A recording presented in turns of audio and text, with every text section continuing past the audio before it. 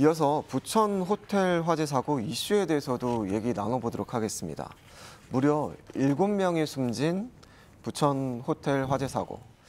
그런데 이 사고에서 왜 이렇게 많은 사망자가 발생한 건지 좀 어떻게 좀 파악을 하고 계십니까? 이 당시 이제 화재가 발생한 그 810호라고 하는 그 화재가 최초 발생한 실이 있는데요.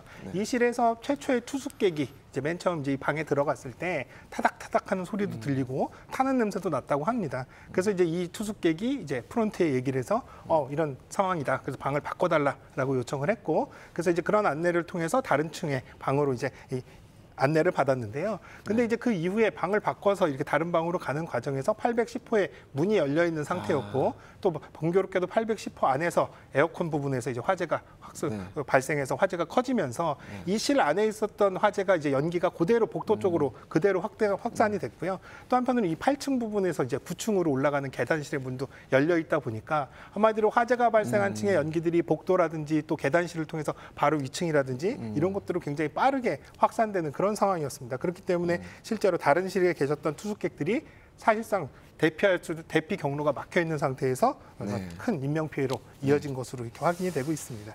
또 이제 이 사고에서 가장 충격적이었던 부분이 8층에서 뛰어내린 두 분이 밑에 에어매트가 깔려 있음에도 불구하고 숨졌다는 점입니다. 엄 팀장, 이 부분에 대해서 좀 한번 짚어봐 주시죠.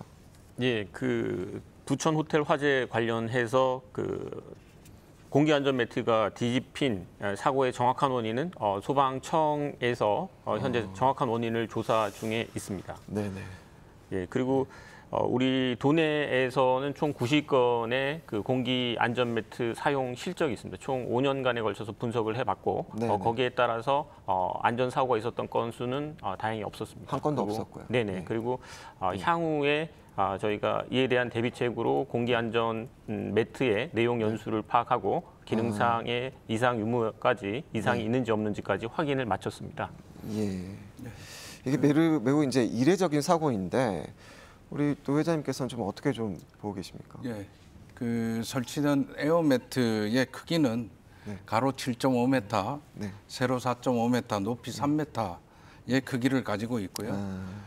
에어 쿠션 방식으로 해서 매트 안에 공기를 주입해서 커다란 이제 쿠션을 만들고 그 위에 이제 대피자가 떨어지면서 일부 공기가 매트 바깥으로 배출돼서 충격을 완화시키는 그런 구조인데요. 현재까지 알려진 바로는 매우 그 드문 이례적인 사고라고 할 수 있겠습니다.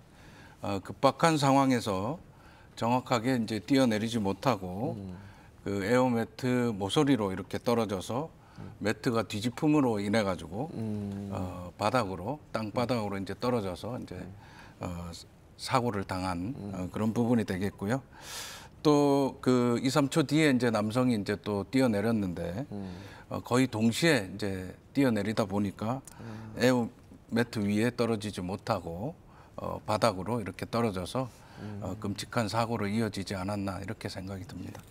또 하나는 이제 이로 인해서 뭐 노후화, 매트의 노후화라든지 여러 가지 이런 것들이 이슈가 됐습니다만 그 당시에 설치됐던 이 안전 매트가 노후화돼서 성능이 이상이 있었다라는 것들은 확인되진 않았습니다. 그래서 이제 이런 것들이 사실은 뭐 에어 매트라고 해서 안전 매트라고 해서 반드시 안전하다, 왜 100% 안전하지 않느냐라고 이제 문제 제기를 하시는 분들도 있습니다만 사실 에어 매트는 사실 그 설치 목적상 그냥 뛰어내려서 맨바닥에 떨어지는 것보다는 조금이라도 부상을 좀 더 줄일 수 있거나 또 인명을 구할 수 있다면 그래서 이제 최소한의 안전으로서 이런 것들을 설치해주는 그런 장비로 보시는 게 맞을 것 같고요.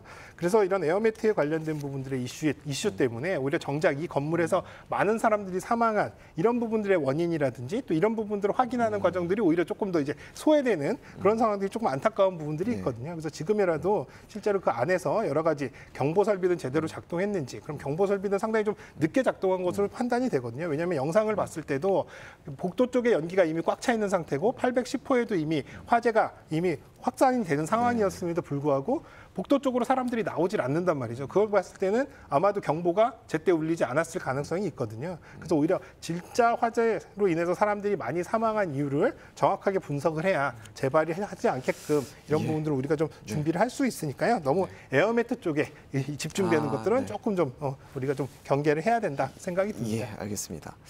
그 엄성훈 팀장님, 강원도 소방본부가 보유하고 있는 그 화재가 났을 때 탈출 장비들 또 네네.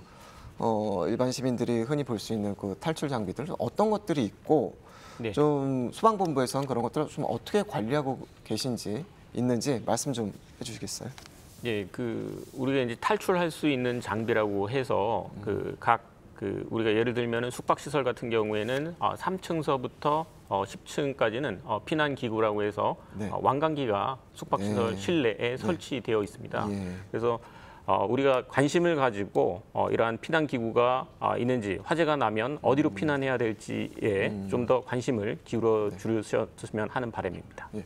그럼 대표적인 이제 왕관기잖아요. 네네네 맞습니다. 그런 좀 사용법이 좀 익숙치는 않는데 예예. 좀 간단하게 좀 사용법에 대해서 설명을 해주시면은.